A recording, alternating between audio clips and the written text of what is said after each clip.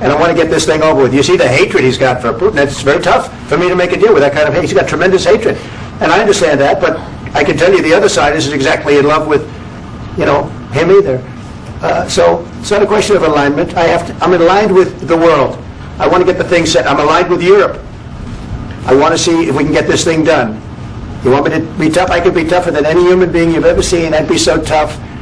But you're never going to get a deal that way, so that's the way it goes. All right, one more question. Hey, I will respond to this. So look, for 4 years in the United States of America, we had a president who stood up at press conferences and talked tough about Vladimir Putin, and then Putin invaded Ukraine and destroyed a significant chunk of the country. The path to peace and the path to prosperity is maybe engaging in diplomacy. We tried the pathway of Joe Biden of thumping our chest and pretending that the President of the United States' words mattered more than the President of the United States' actions. What makes America a good country is America engaging in diplomacy. That's what President Trump is doing. Can I ask you?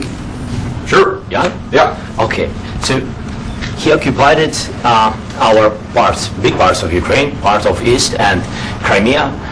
So he occupied it on 2014.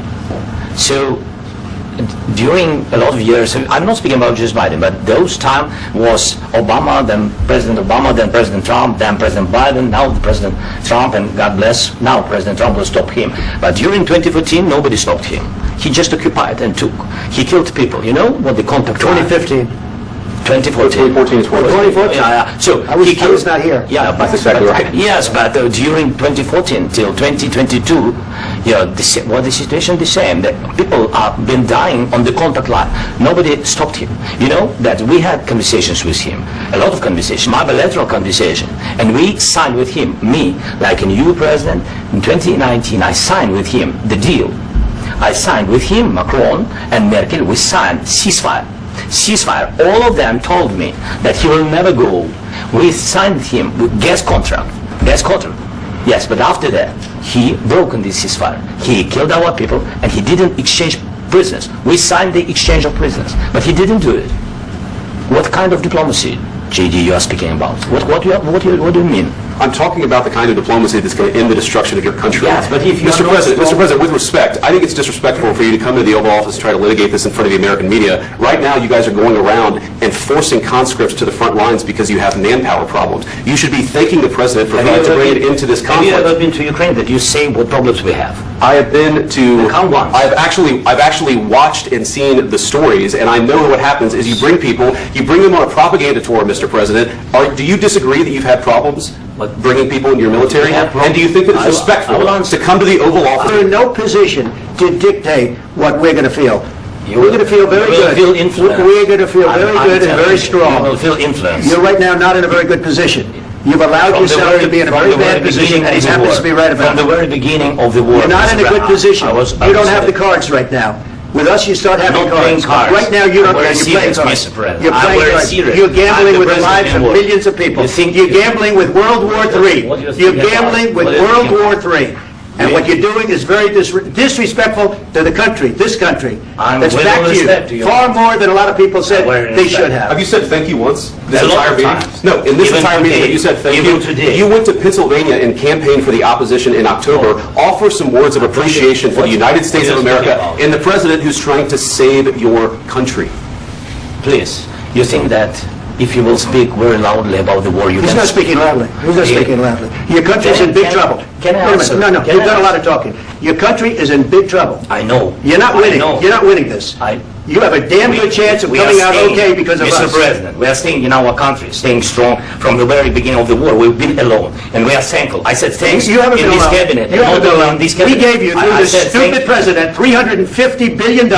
We gave you military equipment, and your men are brave, but they had to use our military equipment. If you didn't have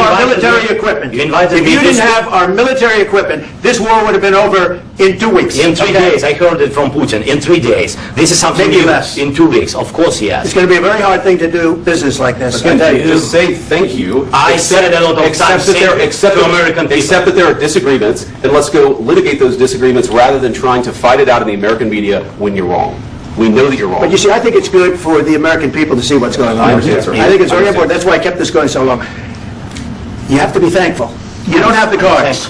You're buried there. Your people are dying. You're running low on soldiers. Listen, you're running low on soldiers. It would be a damn good thing. Mr. And President. then you tell us, I don't want a ceasefire. I don't want a ceasefire. I want to go, and I want this.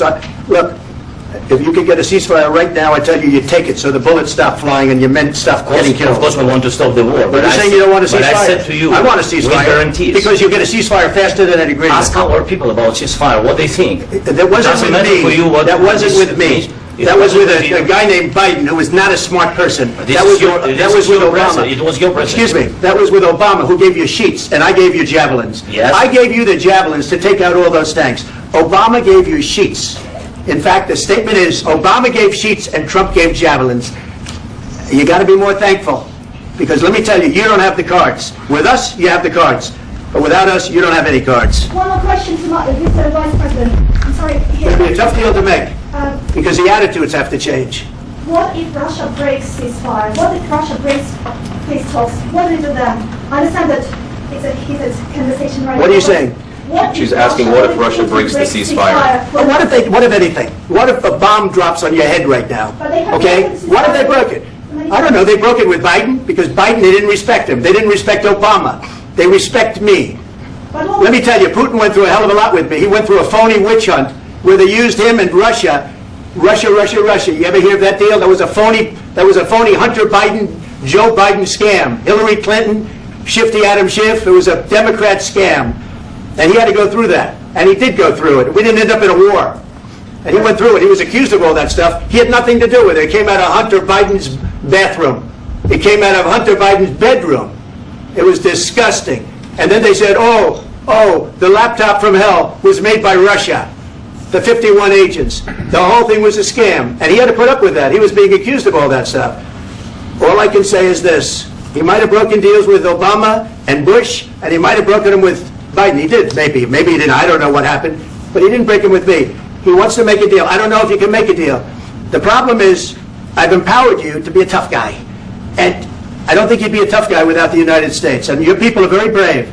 But you're either going to make a deal or we're out. And if we're out, you'll fight it out.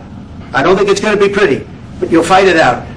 But you don't have the cards. But once we sign that deal, you're in a much better position. But you're not acting at all thankful. And that's not a nice thing. I'll be honest, that's not a nice thing.